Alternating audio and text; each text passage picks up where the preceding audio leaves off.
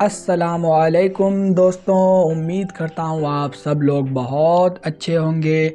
तो जैसा कि हम लोगों ने AS20 अर्निंग पर शेयर का कॉम्प्रिहेंसिव तरीक़ा से पूरा का पूरा कॉन्सेप्ट 100% क्लियर कर लिया है।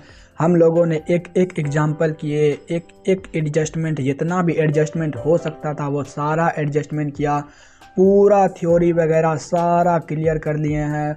और आज जो है हम लोग ICAI के मैथ से जो है हम लोग पूरा का पूरा A to Z question earning per share का बनाने वाले हैं। दोस्तों, अगर रियलिटी में बताऊं तो जिसने पार्ट 1 से पार्ट 8 तक देखा होगा मेरा वीडियो AS20 का हमारे चैनल इकोनॉमिक इलाइट्स क्लासेज पर, उनका तो बहुत ही आसानी से बन गया होगा पूरा क्वेश्चन ICAI के बुक से।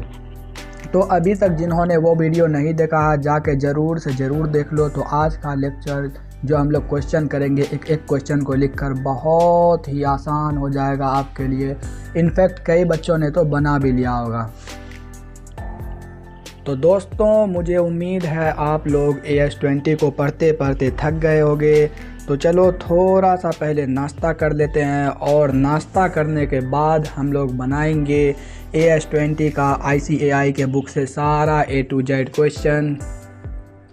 आई होप आप लोगों ने भी अभी तक नाश्ता कर लिया होगा। तो चलिए अब हम लोग शुरू करते हैं ICAI का क्वेश्चन। जोरदार तरीक़ा से A to Z क्वेश्चन बनाने वाले हैं दोस्तों। A to Z क्वेश्चन, वो भी लिख लिख कर पूरे क्लियर कॉन्सेप्ट के साथ। तो चलिए शुरू कर दें। ये रहा हमारा पहला क्वेश्चन AS20 का। ये MCQ पोर्शन अभी कर रहे हैं। AB company limited had 1 lakh shares of common stock outstanding on Jan 1. Additional 50,000 shares were issued on 1st July and 25,000 shares were reacquired. Reacquired मतलब कंपनी ने बायबैक कर लिया। कब? 1 सितंबर को। The weighted average number of shares outstanding during the year on 31 दिसंबर। क्या बोल रहा? 31 दिसंबर को हमारा weighted average of number of outstanding equity share कितना। तो देखो इसको कैसे करते हैं। क्योंकि पहले तो सारा कॉन्सेप्ट क्लियर ही है तो यहीं पे मैं कर देता हूँ। 1 लाख इक्विटी शेयर जो है वो पूरे 12 महीने के लिए आउटस्टैंडिंग रहे। तो इसका वेट कितना होगा? 1 लाख। तो ये तो 1 लाख तो पूरे 12 महीने के लिए आउटस्टैंडिंग रहे हैं। फिर एडिशनल 50,000 शेयर जो है वो 1 जुलाई को क्या हुए हैं? इशू हुए हैं। ये फ्रेश इशू हुआ। कितने शेयर का? 50,000 शेयर का। कब हुआ? 1 जुलाई। तो कितने महीने तक आउटस्टैंडिंग रहेगा? हमको चाहिए 31 मार्च तक का। तो देखो 50,000 शेयर जो है वो कितने महीने आउटस्टैंडिंग रहेगा? जुलाई, अगस्त, सितंबर, अक्टूबर, नवंबर, दिसंबर। 6 महीने के लिए ये क्या है? आउटस्टैंडिंग है, मतलब हमारे पास रहा। तो ये कितना आएगा? 25,000 and 25,000 shares were reacquired on 1 September. 25,000 share का बायबैक हुआ है 1 सितंबर को। तो सितंबर, अक्टूबर, नवंबर, दिसंबर, 4 महीना होता है यहाँ से। तो ये कितना आ गया हमारा? इसको अगर सॉल्व करें तो थोड़ा कैलकुलेटर पे देख लेते जल्दी से। 25,000 इंटू 4 डिवाइडेड बाई 12, ये आ रहा हमारा 8,333। 8,333। अच्छा, ये माइनस होगा, क्यों? क्योंकि ये तो बायबैक हुआ इसीलिए। तो टोटल हमारा वेटेड एवरेज कितना आ रहा है? 1,25,000 में से माइनस करो, 1,25,000 में से माइनस करो 8,333। इसको माइनस करें तो आ रहा हमारा 1,16,667। 1,16,667 ये हमारा weighted average of number of outstanding equity share है। तो ये आंसर होगा हमारा सी। देखो कैसे मैच किया, पूरा कॉन्सेप्ट के साथ बताया मैंने। चलो नेक्स्ट क्वेश्चन देखते हैं। As per AS20, potential equity shares should be treated as dilutive when and only when their conversion to equity shares would decrease net profit per share from continuing ordinary operation, या फिर increase कर देगा net profit per share from continuing ordinary operation, make no change in net profit per share from continuing ordinary operation, या फिर decrease कर देगा net loss per share from continuing ordinary operation. तो हम लोग ने क्या पढ़ा था पोटेंशियल इक्विटी शेयर के बारे में कि जो डाइल्यूटिव पोटेंशियल इक्विटी शेयर होते हैं, जो पोटेंशियल इक्विटी शेयर रेशियो को कमज़ोर करते हैं, वो क्या करेंगे, नेट प्रॉफिट पर शेयर जो है कंटिन्यूइंग ऑर्डिनरी ऑपरेशन से उसको क्या कर देंगे, डिक्रीज कर देंगे। तो ये है हमारा आंसर जो मैंने थ्योरी पोर्शन में आप लोग को बताया। अब थर्ड पे आते हैं।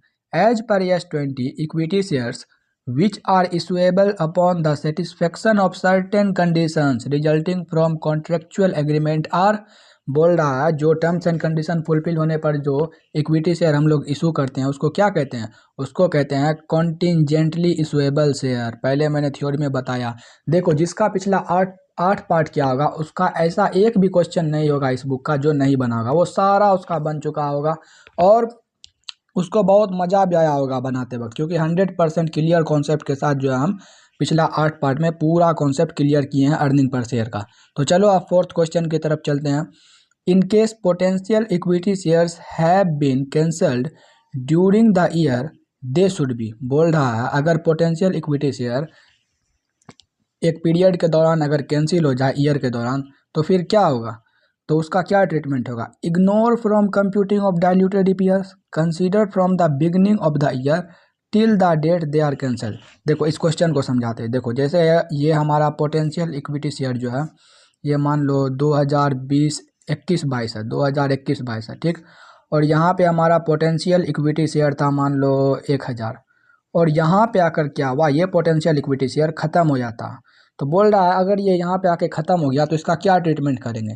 Ignored from computation of diluted EPS, इसको इग्नोर ही कर दो, इस पूरे को लो ही मत कंप्यूटेशन में। या फिर कंसीडर करो from the beginning of the year till the date when they are cancelled, या फिर यहाँ से लेकर यहाँ तक जो है इसको कंसीडर करो पोटेंशियल इक्विटी शेयर को कैलकुलेशन में। या फिर तीसरा क्या बोल रहा, the company needs to make an accounting policy and can follow the treatment AB as its decide. और चौथा क्या बोल रहा, कंसीडर करो from computation of diluted EPS only if the impact of such potential equity share would be material. तो भाई इन दोनों में तो समझदारी वाला काम यही लग रहा है कि कंसीडर करो from the beginning of the year till the end till the date they are cancelled. तो इसका आंसर होगा B। तो आई होप आप लोगों को अच्छे से समझ में आ गया होगा। अब partly paid up equity shares are always considered as a part of basic EPS, always considered as a part of diluted EPS, depending upon the entitlement of dividend to the shareholder it will be considered as a part of basic or diluted EPS as the case may be। तो ये वाला answer जो है सही है, theory में मैंने इसको समझाया भी है बहुत अच्छी तरीके से। अब आता है हमारा theoretical question 6 number. In the following list of share issued for the purpose of calculating of weighted average number of shares from which date weight is to be considered, बोल रहा किस डेट से वेट को consider करेंगे। ये भी मैंने theory class में बहुत सारा एग्जांपल देकर समझाया था। तो ये क्या, equity shares issued in exchange of cash.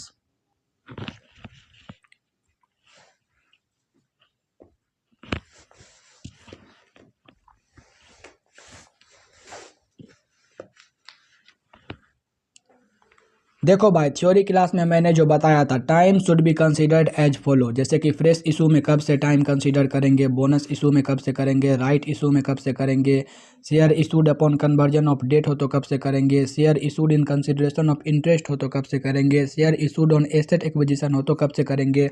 और इसका क्वेश्चन भी हम लोगों ने किया था, ये रहा उसी से रिलेटेड क्वेश्चन जो हम लोगों ने क्लास में बहुत अच्छे तरीके से पूरा 100% क्लियर कॉन्सेप्ट के साथ किया था। तो चलो अब देखते हैं क्वेश्चन को। तो बोल रहा from which date is to be considered, weight को कब से हम लोग कंसीडर करेंगे। तो equity shares issued in exchange of cash, cash लेकर इक्विटी शेयर जो है इशू किए हैं तो कब से कंसीडर करेंगे इसको, तो जिस दिन कैश रिसीवेबल होगा, date on which cash is receivable, जिस दिन कैश क्या हुआ रिसीवेबल हुआ उस डेट से हम लोग कंसीडर करेंगे।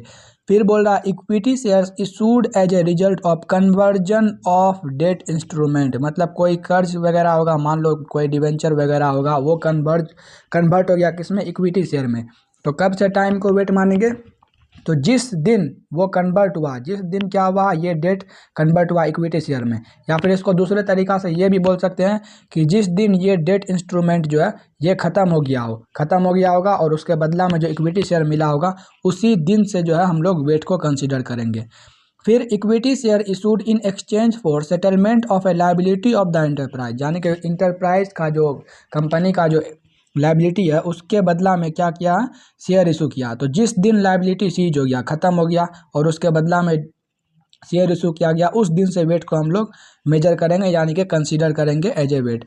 फिर चौथे नंबर पे equity share issued for rendering of services to the enterprise, यानी कि सर्विस दिया एंटरप्राइज को और बदले में उसको क्या मिला, इक्विटी शेयर। बोल रहा कब से इसका डेट लेंगे, कब से इसका डेट लेंगे वेट को कंसीडर करने के लिए, तो जिस दिन सर्विस दिया गया, date on which service is rendered, उस दिन से वेट इसका जो है लिया जाएगा।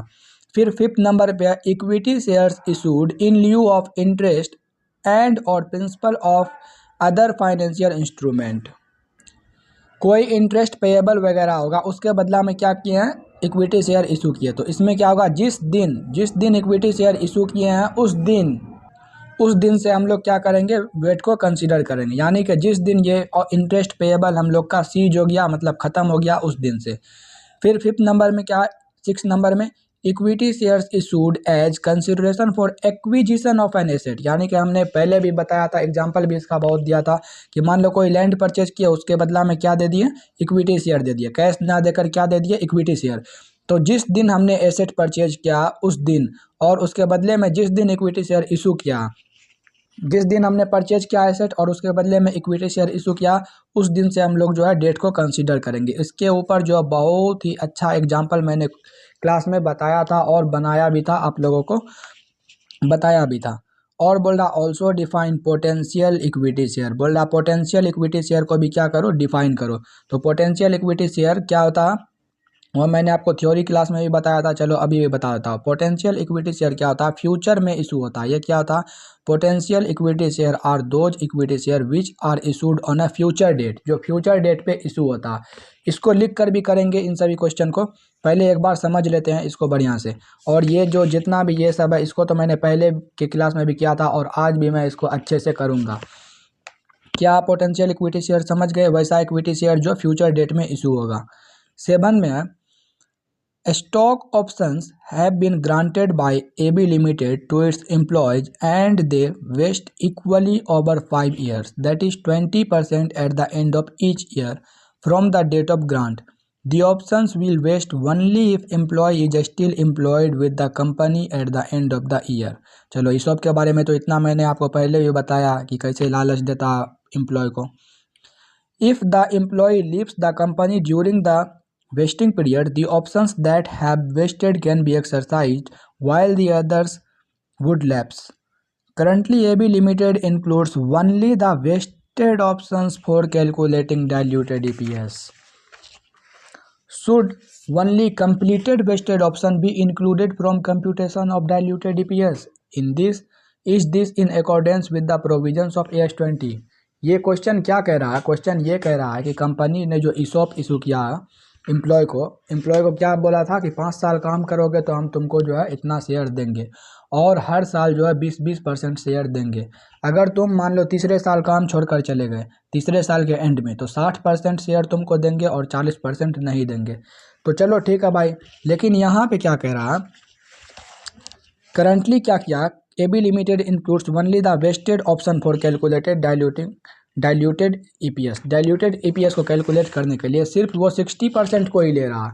तो ये बात तो गलत है भाई, पूरे 100% आपको लेना पड़ेगा तभी तो कैलकुलेशन सही आएगा ना, ऐसा नहीं होता।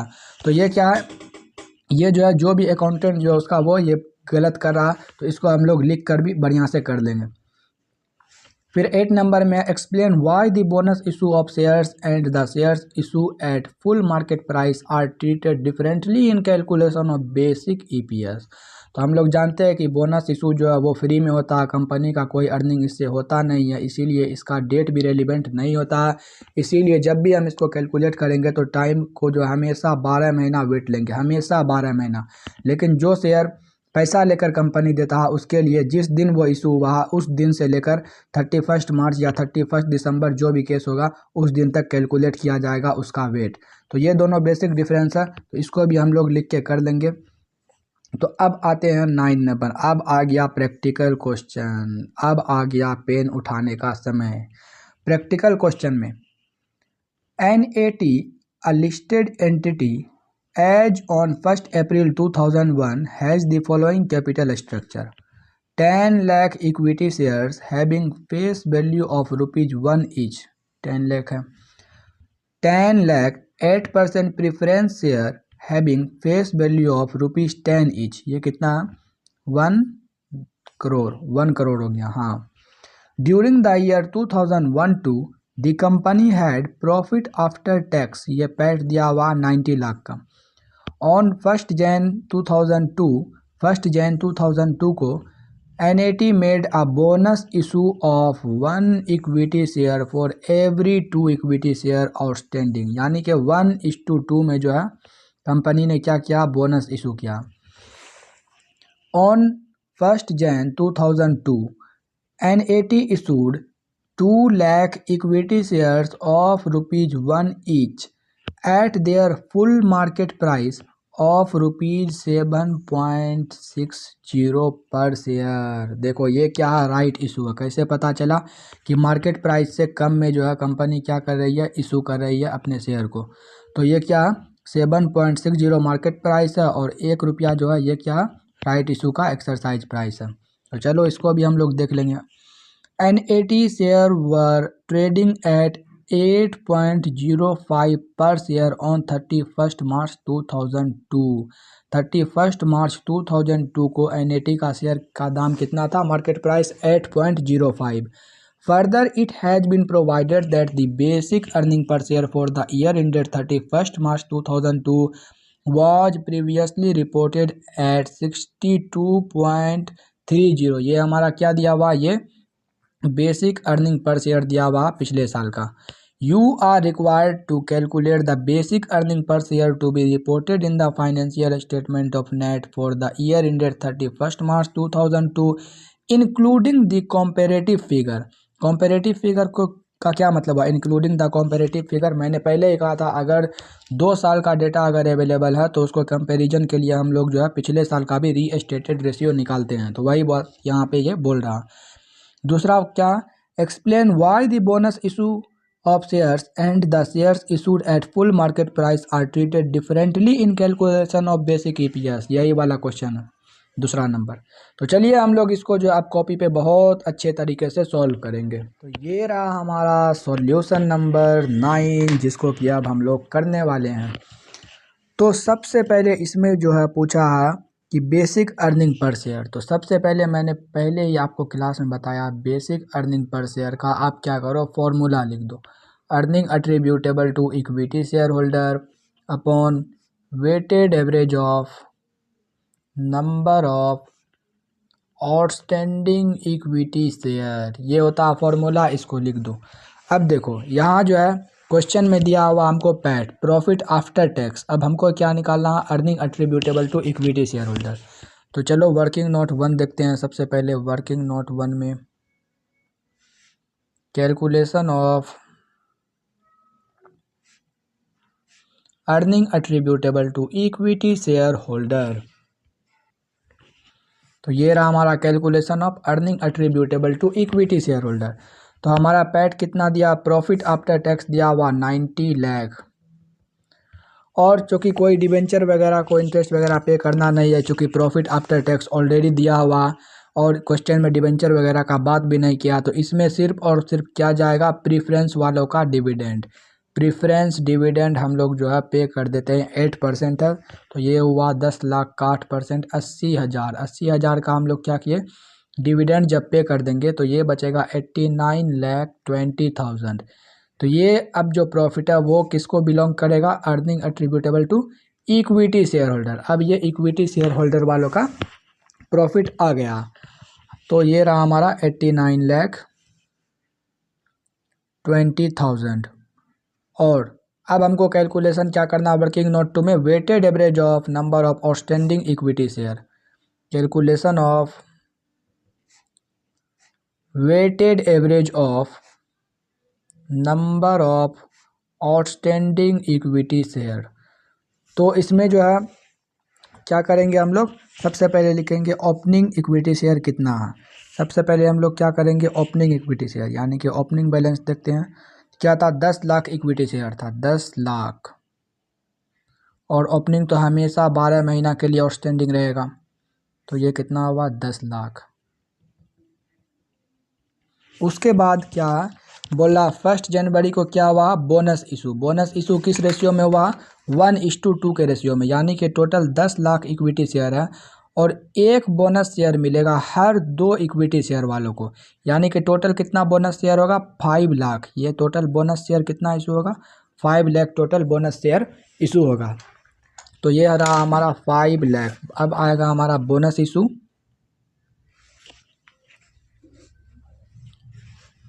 बोनस इशू कितना हमारा, 5 लाख। अब देखो बोनस इशू में मैंने पहले ही कहा था टाइम पूरा 12 महीना लेंगे। क्यों, क्योंकि टाइम जो है बोनस इशू में रेलिवेंट नहीं होता है, इसीलिए पहले की भी लेक्चर में बता चुका हूँ मैं। तो ये रहा 5 लाख। और उसके बाद क्या बोल रहा है, राइट इशू आया। राइट इशू ये जो है 1 जनवरी को कंपनी क्या कर रही है, मार्केट प्राइस से कम दाम पर जो है शेयर इशू कर रही है, तो इसी को तो कहते हैं राइट इशू, जो पिछले लेक्चर में हम लोगों ने ढेर सारा क्वेश्चन भर भर के इसका किया। तो कंपनी ने क्या किया, राइट इशू किया। राइट इशू कब किया, 1 जनवरी 2002। 1 जनवरी 2002 को कंपनी ने राइट इशू किया। राइट इशू में 2 चीज़ होता है, मैंने पहले ही बताया, पेड पार्ट और बोनस पार्ट। तो पेड पार्ट के लिए फॉर्मूला क्या था, राइट इशू मतलब कितना राइट इशू कंपनी ने किया, इनटू राइट का प्राइस, राइट प्राइस यानी कि कितना रुपए पे इशू किया, by average theoretical fair value x right. Theoretical fair value x right यानी कि राइट इशू होने के बाद जो थ्योरेटिकल फेयर वैल्यू क्या है। ये फॉर्मूला को बहुत अच्छे से मैंने बताया है, ये भी बताया कि थ्योरेटिकल फेयर वैल्यू ही क्यों लेते हैं, मार्केट प्राइस क्यों नहीं लेते, सारा मैंने प्रीवियस लेक्चर में बता रखा। तो चलो देखते हैं राइट इशू कितना हमारा, टोटल राइट इशू है 2 लाख इक्विटी शेयर का। राइट इशू टोटल 2 लाख है और राइट प्राइस 1 रुपया। Theoretical fair value x right जो है हम लोग को ढूंढना पड़ेगा, चूँकि क्वेश्चन में नहीं दिया है। तो इसके लिए हम लोग करते हैं working note number 3, calculation of theoretical fair value x right. Theoretical fair value x right, और इसका फॉर्मूला क्या था, इसका फॉर्मूला था number of equity share before right, number of equity share before right, और इसको मल्टीप्लाई करते थे किससे, price of share, price of each share before right, right के पहले शेयर का क्या दाम था, और इसमें फिर प्लस करेंगे right issue into right price. इसका भी पूरा कॉन्सेप्ट जो इस फॉर्मूला का मैंने प्रीवियस लेक्चर में किया है। उसके बाद आएगा टोटल शेयर, डिवाइड करेंगे टोटल शेयर आफ्टर राइट। तो ये number of equity share right issue होने के पहले कितना था, 10 लाख, 10 लाख था, इनटू राइट प्राइस क्या था हर शेयर का, कब राइट प्राइस कब है, इस share before right issue, right issue के पहले जो है हर शेयर का दाम कितना था। तो राइट इशू के पहले जो है हर शेयर का दाम था 7.60। देखो यहाँ पे 7.60 जो है राइट इशू के पहले हर शेयर का दाम था, कितना था, 7 यहाँ पे लिख दिया 7.60। इसमें प्लस करेंगे राइट इशू कितना हुआ हमारा, 2 लाख, राइट प्राइस है 1 रुपया, टोटल शेयर कितना हो गया राइट इशू होने के बाद, 12 लाख। और इसको जब कैलकुलेट करेंगे तो ये आएगा हमारा 6.5। तो theoretical fair value x right कितना आया हमारा, 6.5। तो इसको कैलकुलेट करने के बाद हमारा आ जाएगा पेड पार्ट। पेड पार्ट यानी कि इतने शेयर के लिए हमने पूरा पूरा कितना पैसा दिया है, तो ये नंबर ऑफ शेयर हमारा निकल के आ जाएगा पेड पार्ट का 30,770, 30,770। और फिर बोनस पार्ट, बोनस पार्ट में क्या होगा, 2 लाख में से माइनस कर दो 30,770 को, तो बोनस पार्ट आ जाएगा 1,69,230। ये आ गया बोनस पार्ट। अब जो बोनस पार्ट है ये, अच्छा ये जो पेड पार्ट है इसका डेट ऑफ जो इशू होगा वो कब से रिलीवेंट होगा, कब से हम लोग मानेंगे, तो ये मानेंगे हम लोग 1 जैन 2002 से। इस दिन से हम लोग वेट लेंगे, जैन फेब मार्च, यानी कि 3 महीना ये हमारा आउटस्टैंडिंग रहा। तो 30,770 शेयर के लिए हम लोग वेट लेंगे 3 महीना। और बोनस के लिए तो मैंने पहले ही कहा कि कोई डेट रिलीवेंट नहीं होता, तो 1,69,230 तो वैसे ही रहेगा। तो ये था हमारा, कितना आ जाएगा ये इसको कैलकुलेट करने के बाद आ जाएगा 7693। तो अब देखो हमारा वेटेड एवरेज कितना आ गया, ये ऐड करेंगे प्लस ये ऐड करेंगे, ये ऐड होगा और ये ऐड होगा, तो ये टोटल वेटेड एवरेज हमारा आ जाता 167,6923 167,6923 16,76,923 16,76,923। तो यहाँ से हमारा बेसिक अर्निंग पर शेयर निकल के कितना आ जाता है, ये आ जाता है हमारा 5.31 जो है ये हमारा बेसिक अर्निंग पर शेयर है। कब का, 2001-2 का 2001-2 का मतलब हुआ ईयर एंडिंग 31 मार्च 2002। इस दिन का हमारा बेसिक अर्निंग पर शेयर आ गया। और बेसिक अर्निंग पर शेयर जो रीस्टेटेड रेशियो का बोल रहा था, यानी कि 2000 से लेकर 2001 तक का, ये तो ऑलरेडी क्वेश्चन में दे रखा है 62.30 ये ऑलरेडी दे रखा। तो ये पिछले साल का कंपैरिजन करेंगे तो इससे करेंगे 62.30। तो ये था हमारा 9 नंबर का बहुत ही अच्छा सा सॉल्यूशन। आई होप आप लोगों को एक एक डाउट जो है पूरा क्लियर हो गया होगा। अब देखते हैं हम लोग क्वेश्चन नंबर 10। क्वेश्चन नंबर 10 में क्या कह रहा, X limited supplied the following information, you are required to compute basic earning per share. हमको क्या निकालना है, बेसिक अर्निंग पर शेयर, और उसका इन्फॉर्मेशन जो हमको यहाँ पर दिया हुआ। अकाउंटिंग ईयर 1 जैन 2001 से 31 दिसंबर 2001। ये वाला क्वेश्चन मैंने पहले के भी लेक्चर में करवाया था, और मैंने बताया था जो हमारा अकाउंटिंग ईयर होगा उसको बहुत ही अच्छे तरीके से देखना कि वो कैलेंडर है या फाइनेंशियल है। अगर यहाँ पे अगर नज़र की चूक होती है तो पूरा का पूरा क्वेश्चन ही आपका गलत हो जाएगा, भले ही 100% क्लियर कॉन्सेप्ट के साथ क्यों ना जाओ, लेकिन नज़र के चूक की वजह से जो है क्वेश्चन आपका गलत हो जाएगा। तो इसीलिए इसको हमेशा ध्यान में रखना, जब भी हम लोग वेट कैलकुलेट करेंगे तो 31 दिसंबर तक ही करेंगे, 31 मार्च पे नहीं जाना है, क्योंकि ये जो हमारा क्या कैलेंडर ईयर है, फाइनेंशियल ईयर नहीं है। तो चलो देखते हैं। नेट प्रॉफिट दिया हुआ 2001 का 20 लाख और 2002 का दिया हुआ 30 लाख। और एक और बात मैंने तभी पिछले लेक्चर में समझाया था कि कैसे पहचाने कैलेंडर ईयर है या फाइनेंशियल ईयर है। तो सिर्फ और सिर्फ 2002 लिखा हुआ तो समझ लेना कि कैलेंडर ईयर है, मतलब 1 जैन से 31 दिसंबर तक जाना है। अगर क्वेश्चन में ये लिखा हो 2001 एंड 2002, या फिर ईयर इंडेड 31 मार्च 2001 या 2002, तो समझ लेना वो क्या फाइनेंशियल ईयर है जो 1 अप्रैल से शुरू हो रहा है और 31 मार्च को ख़त्म हो रहा। तो ये था एक छोटा सा कॉन्सेप्ट। तो देखो, number of share outstanding prior to right issue, right issue के पहले 10,000 शेयर थे हमारे पास। राइट इशू हुआ 1 new share for each for outstanding, that is 2.5 lakh का क्या हुआ हमारा राइट इशू हुआ। और राइट इशू का प्राइस कितना है 20। Last date of exercise right है 31 मार्च 2002। और ये रहा हमारा fair rate of 1 equity share immediately prior to exercise of right on 31 March. यहाँ पे प्रायर टू का मतलब होता है कम, और AS20 जो है उसमें कम का मतलब होता है पहले, और X का मतलब होता है बाद में। अगर X हो तो समझो इसका मतलब हुआ बाद में, और कम मतलब हुआ पहले। ये AS20 में जब हम लोग फार्मूला यूज करते हैं एक्चुअली राइट इशू को निकालते वक्त, जिसमें पेड पार्ट निकालते हैं, उसमें यहाँ पे कम का मतलब होता है पहले और X का मतलब होता है बाद में। लेकिन यहाँ देखो, यहाँ जब हम क्वेश्चन पढ़ेंगे तो fair rate of 1 equity share immediately prior to exercise of right कितना है, यानी कि राइट इशू से पहले जो है हमारा शेयर का दाम कितना था, 25 रुपया था। तो चलिए अब इस क्वेश्चन को जब करेंगे तो और 100% कॉन्सेप्ट जो है क्लियर हो जाएगा। तो देखो, इस क्वेश्चन को मैंने जो है पिछले क्लास में सॉल्व करवाया है, क्लास के दौरान ही पिछले लेक्चर में जो 1 से 8 पार्ट तक लेक्चर किया उसमें मैंने सॉल्व करवाया था। Solution number 10। जिसमें बेसिक अर्निंग पर शेयर क्या था, earning attributable to equity share holder by, उसका फॉर्मूला लिख दिया, फिर रीस्टेटेड रेशियो, एक एक कॉन्सेप्ट को मैंने बहुत अच्छे तरीके से समझा दिया था। और इसका वर्किंग नोट 1 क्या था, जिसमें कैलकुलेशन क्या, weighted average of number of outstanding equity share का, तो दोनों साल का निकाले हैं, चूंकि दोनों साल का डेटा दिया हुआ था तो दोनों साल का हम लोग को क्या करना था, बेसिक ईपीएस निकालना था। और यहाँ पे मैंने इसका कैलकुलेशन क्या था, जिसमें राइट इशू में पेड पार्ट का फॉर्मूला भी लिखा था, right issue into right price by theoretical fair value x right.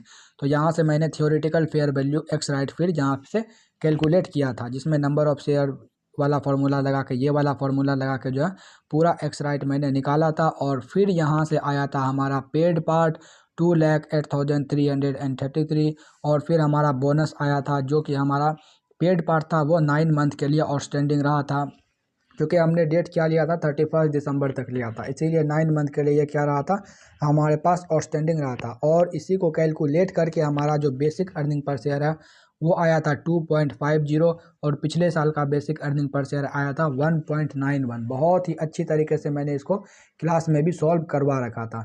अगर आप लोगों ने अभी तक पिछला वीडियो नहीं देखा तो ज़रूर से ज़रूर जाकर देख लो। अब एक लास्ट क्वेश्चन है इस एएस का, और इसके साथ हमारा आईसीएआई का भी पूरा क्वेश्चन जो है AS20 का ख़त्म हो जाएगा। तो चलो देखते हैं। Number of equity share outstanding ये है 30 लाख, यानी कि ये ओपनिंग बैलेंस दिया हुआ, बेसिक अर्निंग पर शेयर दिया हुआ 5, नंबर ऑफ 12% कन्वर्टेबल डिबेंचर है ₹100 ईच 50,000, ये number of convertible debenture ₹100 each कितना दिया हुआ 50,000, ईच डिबेंचर इस कन्वर्टेबल इंटू 10 इक्विटी शेयर। और ये जो 50,000 डिबेंचर है ये कितना इक्विटी शेयर में होगा, each debenture is converted into 10 equity share, मतलब 50,000 डिबेंचर है और ये कन्वर्ट होगा 10 इक्विटी शेयर में। हर एक डिबेंचर जो है 10 इक्विटी शेयर बनेगा, तो टोटल इक्विटी शेयर कितना आने वाला हमारा 5 लाख टोटल इक्विटी शेयर हमारा आने वाला। और फिर क्या कह रहा, टैक्स रेट दिया हुआ 30%, कंप्यूट करो diluted earning per share. Diluted earning per share भी हम लोगों ने इसमें भी भर भर के क्वेश्चन किया था इस पर भी, और बहुत अच्छे तरीके से इसका भी कॉन्सेप्ट क्लियर किया था। तो चलो ये क्वेश्चन तो कुछ भी नहीं है, जितना हम लोगों ने एग्जांपल किया है उसके सामने में ये कुछ भी नहीं है। चलो इसको भी बहुत अच्छे तरीके से करके देखते हैं। तो चलो अब सॉल्यूशन करते हैं, सॉल्यूशन नंबर 12। लेकिन सॉल्यूशन नंबर 12 करने से पहले एक बात बता दूं, बहुत सारे बच्चे हमको मन में दुआएं दे रहे होंगे, क्योंकि मैंने 10 के बाद सीधा 12 नंबर का क्वेश्चन उठा लिया। अब बच्चों को लग रहा कि 11 नंबर का क्वेश्चन तो हमने किया ही नहीं। नहीं भाई, ऐसा नहीं है। 11 का क्वेश्चन भी जैसे हमने पिछले क्लास में 10 नंबर किया था, 11 भी किया हूँ। अभी मैं उसको 12 के बाद जो है उसका भी एक बार सॉल्यूशन दिखा दूंगा। चूँकि क्वेश्चन में हमको जो है डाइल्यूटेड अर्निंग पर शेयर पूछा है, तो सबसे पहले हम लोग क्या कर लेंगे, डाइल्यूटेड अर्निंग पर शेयर का फॉर्मूला लिख लेंगे, earning attributable to equity share holder after considering the effect of potential equity share. उसको डिवाइड करेंगे weighted average of number of outstanding equity share after considering the effect of potential equity share. क्या ये formula लिखना जरूरी है exam में? जी हाँ, बिल्कुल ज़रूरी है, इसीलिए हम भी लिख रहे हैं। तो चलो earning attributable to equity share holder कितना वो भी देख लेते हैं।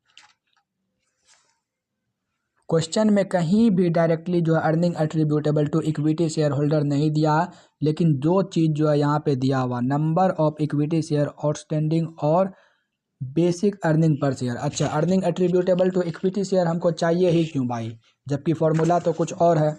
हमने डाइल्यूटेड ईपीएस निकालने का पहला स्टेप ही बताया था कि आपको जो है बेसिक अर्निंग पर शेयर निकालना पड़ेगा। तो चलो वर्किंग नोट नंबर 1 करते हैं, calculation of basic earning per share. तो सबसे पहला स्टेप में तो यही निकालना पड़ेगा हमको। तो बेसिक अर्निंग पर शेयर का फॉर्मूला क्या था, earning attributable to equity share holder upon weighted average of number of outstanding equity share. तो देखो यहाँ पे हमको क्या, बेसिक अर्निंग पर शेयर पहले से ही दे रखा, जो कितना 5 पहले से ही दे रखा, earning attributable to equity share holder नहीं दिया। और उसके बाद weighted average of number of outstanding share हमारा दिया हुआ कितना 30 लाख। तो यहाँ से हमारा earning attributable to equity share holder कितना आ जाएगा, 1,50,00,000। अब हमारा क्या आ गया, earning attributable to equity share holder. अब हमारा दूसरा स्टेप क्या था, अगर एक बार पता चल जाए बेसिक अर्निंग पर शेयर तो उसके बाद देखो कि पोटेंशियल इक्विटी शेयर कौन है। सेकेंड स्टेप में ये था, उसके बाद चेक करना था इसका इफेक्ट क्या होने वाला है। तो चलो देखते हैं effect of potential equity share क्या होने वाला है। यहाँ पे है number of 12% convertible debenture of ₹100। ₹100 का क्या, 12% convertible debenture. Each debenture is to be converted into 10 equity shares. तो ये टोटल डिबेंचर है कितने का, 50,000 को मल्टीप्लाई कर दो 100 से, तो ये आएगा ₹50,00,000। 50,00,000 का टोटल डिबेंचर है। मैंने पहले ही कहा था पोटेंशियल इक्विटी शेयर को और डाइल्यूटेड ईपीएस को कैलकुलेट करते वक्त ये समझो कि जो तुम्हारा पोटेंशियल इक्विटी शेयर है वो एक्चुअल में अब इक्विटी शेयर बन चुका है। अगर ये मानो कि ये कन्वर्टेबल डिबेंचर होता ही नहीं, अगर ये डिबेंचर होता ही नहीं तो क्या होता, तो होता ये कि इस पर जो हम लोगों ने इंटरेस्ट पे किया 12% जो इंटरेस्ट पे किया 50,00,000 पर, जो कि होता कितना हमारा 6,00,000, ये 6,00,000 का इंटरेस्ट पे नहीं करते तो क्या होता, पे नहीं करते तो हमारा प्रॉफिट बढ़ता और ये 6,00,000 रुपया किसको मिलता, इक्विटी शेयर होल्डर वालों को मिलता। ये 6,00,000 क्या होता हमारा, इक्विटी शेयर होल्डर वालों को मिलता। लेकिन बीच में निर्मला ताई फिर टांग अड़ा दी, बोली भाई 6,00,000 तुम कैसे दे देगा इक्विटी शेयर वाला को, 30% टैक्स हमको नहीं देगा इस पर। तो निर्मला ताई को भी इसमें 30% टैक्स दे देंगे तो हमारे पास टोटल 70% पैसा ही जो है इंटरेस्ट का आएगा। टोटल 70% पैसा जो है नेट ऑफ टैक्स होकर हमको मिलेगा, यानी कि 4,20,000 रुपया जो है इक्विटी शेयर होल्डर वालों को क्या होगा, मिलेगा। कब, अगर ये डिबेंचर ना होगा तब। तो चलो यहाँ पे हम लोग करके देख लेते हैं। तो इसका इफेक्ट क्या था, इफेक्ट यही हुआ कि हम लोग, इफेक्ट क्या हुआ इस पोटेंशियल इक्विटी शेयर का, कि अगर ये पोटेंशियल इक्विटी शेयर नहीं होता तो 4,20,000 रुपया और मिलता, किसको मिलता, इक्विटी शेयर होल्डर वालों को। तो यहाँ पे देखो earning attributable to equity share holder पहले से कितना था, ये था 1,50,00,000, 1,50,00,000। इसमें जो है और क्या ऐड हो जाता, अगर ये इसका इफेक्ट डालेंगे तो इफेक्ट क्या आएगा कि 4,20,000 रुपया जो है, 4,20,000 रुपया और मिल जाता है इक्विटी शेयर होल्डर वालों को। ये 4,20,000 कैसे आया, समझ में आया आप लोग को। जैसे ये देखो टोटल, यहाँ पे मैं कर देता हूँ, एग्जाम में कहीं भी घसना शुरू नहीं कर देना, अब तो हम समझाने के लिए बोल रहे हैं। देखो टोटल डिबेंचर कितना था, 50,00,000 का, उसका टोटल जो इस पे 12% इंटरेस्ट दिए हैं, ये इंटरेस्ट नहीं देना पड़ता। क्यों नहीं देना पड़ता, क्योंकि ये डिबेंचर होता ही नहीं तो हम लोग इंटरेस्ट देते ही नहीं, और हम लोग क्या मान रहे हैं अभी कि ये डिबेंचर अभी नहीं है। तो ये टोटल इतना इंटरेस्ट होता है 6,00,000, लेकिन 6,00,000 में इसमें पूरा पैसा नहीं आएगा, पूरा पैसा आएगा 70% का, है कि 30% जो है गवर्नमेंट ही ले लेगा। तो यहाँ से आता हमारा टोटल 4,20,000। ये था इफेक्ट किसका, पोटेंशियल इक्विटी शेयर यानी कि डिबेंचर का। इसका भी कॉन्सेप्ट बहुत अच्छे से मैंने पहले ही लेक्चर में क्लियर कर दिया, जाके प्रीवियस वीडियो को बढ़िया से देख लो। बाय वेटेड एवरेज में क्या लेंगे भाई, वेटेड एवरेज कितना होगा इसका, तो देखो पहले से कितना था, 30,00,000, 30,00,000 शेयर तो पहले से था 30,00,000, और इसमें प्लस कितना हो जाएगा नंबर ऑफ शेयर, यहाँ पे देखो और कितना शेयर ऐड हो जाएगा, 5,00,000 शेयर जो है और ऐड हो जाएगा, क्योंकि हर डिवेंचर जो है 10 शेयर में कन्वर्ट हो गया था, तो 5,00,000 शेयर और ऐड हो जाएगा। तो ये जब हम लोग कैलकुलेट करते हैं तो कितना आता है, चलो देखते हैं। 1,50,00,000 है, 1,50,00,000 में ऐड करो 4,20,000 और उसको डिवाइड दो कितना से, 35,00,000, 35,00,000 से जो है इसको डिवाइड दे दो, सॉरी एक बार फिर से कैलकुलेट करके देखते हैं। 1,50,00,000 प्लस करो इसमें 4,20,000 और उसको डिवाइड दो किससे, 35,00,000 से, तो ये आ गया हमारा 4.40। तो हमारा डाइल्यूटेड अर्निंग पर शेयर कितना आ गया, 4.40। यहाँ आप लोग ICAI का आंसर भी देख सकते हैं, डाइल्यूटेड EPS इसका भी आ गया 4.4 पर शेयर। तो ये था हमारा पूरा ICAI का क्वेश्चन। चलो एक बार फिर से 10 नंबर जो मैंने बीच में छोड़ दिया था उसको भी देख लेते हैं। जो 11 नंबर हमने बीच में छोड़ा था उसका भी कॉन्सेप्ट मैं आपको दिखा देता हूँ जो मैंने क्लास में बताया था। पहले भाई एक बार 11 नंबर क्वेश्चन पढ़ लो। On 1 April 2001 a company at 60,000 equity share of ₹10 each, 5 paid up by all share holder. On 1 September 2001 remaining 5 were called and paid up by all share holder except 1, जिन्होंने 60,000 equity share उसके पास था और उसने ₹5 call नहीं दिया। Net profit दिया हुआ 31 March 2002 को 21,96,000 after considering dividend on preference share, यानी कि इसको कंसीडर करने के बाद, यानी कि पहले ही प्रेफरेंस डिविडेंड वालों को उसका डिविडेंड दे दिया, उसके बाद इतना प्रॉफिट बचा, यानी कि ये टोटल प्रॉफिट जो है इक्विटी शेयर वालों का। तो इसको मैंने क्लास में करवाया था, बहुत ही छोटा सा क्वेश्चन है। देखो इसमें क्या हुआ था, earning attributable to equity share 21,96,000, ये क्या प्रॉफिट आफ्टर टैक्स, और इसमें भी क्या डिविडेंड जो है प्रेफरेंस शेयर होल्डर वालों को दे रखे हैं। तो ये है हमारा 21,96,000 और वेटेड एवरेज मैंने कैलकुलेट कर दिया। ओपनिंग बैलेंस था कितना, 6 लाख, और ₹5 जो है कॉल मांगे थे, इस पर टोटल लेना था ₹10, और चूँकि ओपनिंग बैलेंस है तो टोटल 12 महीना के लिए यहाँ पे लिए थे। और फिर 5,40,000 पे ही कॉल आया था ₹5। ₹5 कॉल जो है, चूँकि एक शेयर होल्डर जिसके पास 60,000 शेयर था उसने कॉल मनी नहीं दिया, तो बाकी 5,40,000 शेयर पे ही कॉल मनी आया, कितना, ₹5। तो ये हमारे 7 महीना के लिए आउटस्टैंडिंग रहेगा। कब से जोड़ेंगे, सितंबर से जोड़ेंगे 31 मार्च तक। सितंबर, अक्टूबर, नवंबर, दिसंबर, जैन, फेब, मार्च, 7 महीना के लिए आउटस्टैंडिंग रहा था। तो यहाँ से हमारा आ गया weighted average of number of outstanding equity share. फिर यहाँ से हमने निकाल लिया बेसिक अर्निंग पर शेयर 4.80। तो ये था हमारा कॉन्सेप्ट सॉल्यूशन नंबर 11। तो जिन्होंने पिछला लेक्चर नहीं किया ज़रूर से ज़रूर देख लो। आई होप इसके बाद आपको कोई भी डाउट रहने वाला नहीं है। फिर भी 2-3 क्वेश्चन जो आरटीपी एमटीपी प्रीवियस ईयर का जो कि थोड़ा जिसमें दिक्कत आ सकता है उसको भी मैं लास्ट पार्ट में कवर कर दूंगा। अगला पार्ट जो होने वाला है वो एकदम लास्ट होगा AS20 का, इसीलिए अभी तक जिन्होंने पूरा वीडियो नहीं देखा AS20 का, हर पार्ट जो है या तो 30 मिनट का होगा या ज़्यादा से ज़्यादा 40 मिनट, आधा घंटा पौने घंटा का है। अगर बैठो करने के लिए तो 2 दिन में आराम से, पूरा आराम से आप लोग जो है 2 दिन में कवर कर सकते हो। टोटल लेक्चर जो होगा एटलीस्ट 5 आवर का होगा ज़्यादा से ज़्यादा। तो आराम से करो, बहुत आराम से पढ़ो, मज़े से पढ़ो भाई, क्वेश्चन वगैरह करो। और लास्ट पार्ट जो अगला मैं इसका लाऊंगा उसमें प्रीवियस ईयर का आरटीपी एमटीपी वगैरह सारा क्वेश्चन सॉल्व करवा दूंगा। तो अगर आप लोगों ने अभी तक चैनल को लाइक और सब्सक्राइब नहीं किया तो जल्दी से कर दो और अपने दोस्तों के साथ भी इसको शेयर करो। Thank you for watching the video.